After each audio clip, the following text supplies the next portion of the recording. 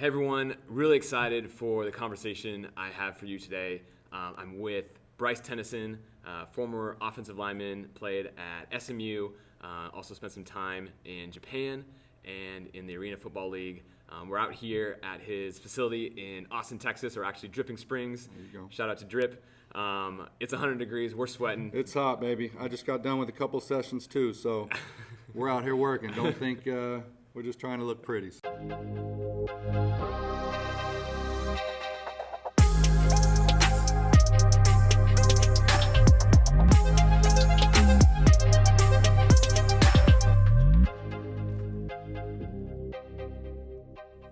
One of the things that would be really fun is if you could just walk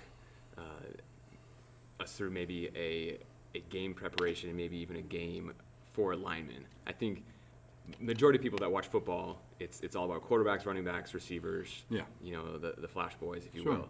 And You're one of them. You were one of them, huh? And one of the things that people miss, you know, they just see the big guys down low, just crashing heads. Yeah. And they don't maybe fully appreciate or understand what's actually going on down there. So maybe can you speak to like what are the it'd be cool to go through maybe like a game prep and then like what happens in a game for you guys and what type of adjustments do you guys make? Man, the game prep, it starts, you know, Saturday, whether you won or lost. You come in, you heal up on Sunday, and you might have 24 hours before you're already on to preparing for the next game. And offensive line position, as a lot of people do not know, but they're starting to learn and see with the emphasis on the quarterbacks and putting points on the board these days, is it is one of the most barbaric positions, but requires the most painstaking attention to detail, almost perfection, perfect technique every single snap, every single play, for the longevity of your career. You know, you'd be amazed what a 3-inch step laterally versus 45 degrees, how a coach or how that would make you feel like you lost the game if you gave up a sack for a 3-inch step. You know, no one else is necessarily focusing on their technique that much. It's a lot. It's a lot of attention to detail, and then not only yourself, you got 4 or 5 other guys you got to work with, man. So, yeah, it's a lot, but it's fun, and I think that's what really creates that brotherhood and the camaraderie that we had. Can you talk a little bit about how you got this business started? Kind of what were maybe some challenges or some things that you had to learn along the way, just to get, you know. Well, with raised. anything, sometimes it takes that volunteer work. You know, it takes showing up and saying, "Hey, I'm willing to do this for free to show you what I'm about. You know, what I'm capable of." You got to be patient with it and run your own race. You know better than me. You know what you're capable of doing. You know your version of yourself and your own narrative. And I knew in my head what I was capable of doing, but I was afraid of taking that leap. You know, because I am, you know, I have a family and all that stuff, and I just needed some time. You know, so investing into figuring out your passion, what you're good at, go out there and explore it. Try to do some things for free. Let people know what you're about. If they like it, awesome. Stick with them. Keep following up with them every year or so, or what have you, every month, every day, whatever it pertains, you know, to your sort of type of business model. And then, you know, and don't be afraid when someone tells you no or they don't like something. You know, be able to evolve and adapt, and grow from it, or be so, you know, rooted in your beliefs and in your studies and your understandings that you know that you don't have to budge. You know, and then after that, it just kind of comes to. At some point, you got to take that leap of faith, and you got to go out there and you got to do it. And financially, again, everything that I did was, you know, I had many people help me. Kevin Garrett, Brett, Marlon, Clemente back in the Cedar Park location.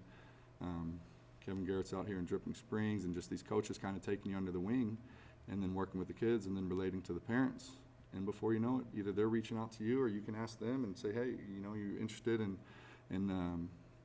you know, having your kid work more on mastering their craft. Being an entrepreneur and starting your own business, what are some of the things that you've learned? Maybe some positives of being an entrepreneur, maybe some negatives that you mind sharing. The positives that I've learned is that, man, when it's truly your passion, I go to bed thinking about it and wake up thinking about it. and I can't wait to get out there and see what I can accomplish for the day. So the positive is just the motivation level whenever you're doing something that you love. A lot of the times, it's you. It's you're the product, you know? It's not my offensive line. It's not the technique and skill that I do out here. There's always going to be little variations, and some of the stuff not exactly right is what they're doing at Alabama or in the NFL. No, it's not all that to the T, but there's variations of things. So with that said, you got to be able to relate to the person, and you're selling yourself. And, you know, and there's a lot of gratification from that. So that's what I take, you know, away from the positives. The negatives is that sometimes it takes a while to get started. Yeah. You know, it takes using your resources to find investors, to talk to some people that can help you, and really going out there and showing them, hey, this is what I've got. You can't have all this holistic talk. A lot of investors don't want to hear paint a cute picture for them. You know, I'm going to help your kid go to get D1 scholarships. That's not realistic, you know. When you start putting some videos out there, you start putting your product out there and you're standing behind it and you believe in it, you know, then the proof will be in the pudding. But it's not easy from the jump, and it takes, it could take, I don't know how long it could take. You know, for some it could take a couple months, for some it could take several years. But don't be afraid to tap into those investors and really do the studying and the research and get something going, so you're not coming from just this would kind of be cool, or do you see what I'm saying here? You know, show up and give them some numbers. And because I was that guy, hey, this is what I'm doing. Are you interested in helping or donating? Yeah, cool, yeah, whatever. You know, they don't know it like I do. And then 6 months later, they're like, holy smokes, I see what you're doing. You've only done in 6 months. Let's talk business, you know? So, but that's tough, and that can be challenging, but to encourage everyone else to push through that wall, because if an entrepreneurial spirit, if you've got it, if that route was easy, guess what? Everyone would be doing it, and it's not for everyone. Right. But if you're creative and you've got the passion and the drive to keep pushing through it, keep pushing through that wall, because that barrier is going to be there for a purpose, to stop all these other people that are going to try to do it. And once you get over that hurdle, you know, there could be other hurdles, but you got to get through that first wall. Can you talk a little bit about the kid shows up, you know, to your facility? What type of things are you guys doing with him specifically? What is he learning? Man, what's your approach? My approach is connecting with him spiritually first. That's what I was drawn towards too with my coaches, and I didn't want them to just come at me barking and yelling me to do something. I wanted to know the why behind it. And a lot of these parents, I think they'll comment or, you know, leave some reviews and they'll say, BT, Coach T, he works with the kids, he's patient with them, he'll get on them and he'll grill them, but he's going to love up on them in the end, and he's going to explain the why to it, so the kids get the big picture. So when I see a kid first, kind of assessing his skill set, and I have the expectation that none of them know anything, you know, from the very basic of starting with their stance. And 9 out of 10, I'm fairly accurate in that assessment, which is true. When I meet these kids, or when I go to a college camp to watch some of my kids, they go out there and the ones that I've trained for a couple of sessions are, you know, light years ahead of these other kids, and it's, you know, so for them, with offensive linemen, it really starts at just kind of, you know, assessing their skill set, and then connecting with them on some sort of personal level, figuring out their why, because this is a tough position to play in football. Kind of in closing here, I have two last questions. First one is just what's been the best lesson that sports has taught you over the years? The best lesson that sports has taught me, it's probably the fact that a lot of everything can relate from sports to life, but sports does not define you. It is not your final work whatsoever. You know, everything from it you can use, you know, to be a better husband or a better father, a better role model.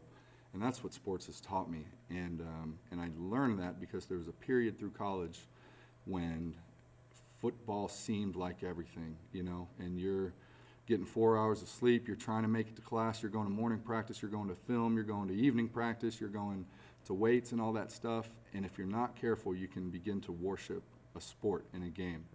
So it's taught me, first and foremost,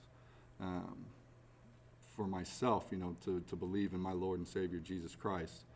And then from there, everything else will work its way out. Awesome. Yeah. And lastly, how can people get connected with you? You can show up here and break a sweat like I'm doing just through this interview. It's hot. We're in Texas. No, I'm on Facebook. If you just look up the Tennison Trench Academy, on Twitter, T Trench Academy, at T Trench Academy there. Instagram as well, at T Trench Academy. Got some stuff pending as far as websites and some other applications that we're going to start reaching out to with clients. But find me on Facebook. Message me personally. My name is Bryce Tennison. You can find me on there. Pull up the Tennison Trench Academy. You got a question, your son's inquiring about playing football, or just needs a level to build their confidence or what have you, reach out. There's nothing wrong with just reaching out. And if they're an offensive lineman and you as a parent aren't using me as a resource or reaching out to me, I'm going to say this respectfully, shame on you, because I'm asking you, I'm telling you, it's my passion. I want you to reach out. And if there's a way that I can help or just talk to the young guy, there's always ways we can figure that out, because the big picture for me is developing men.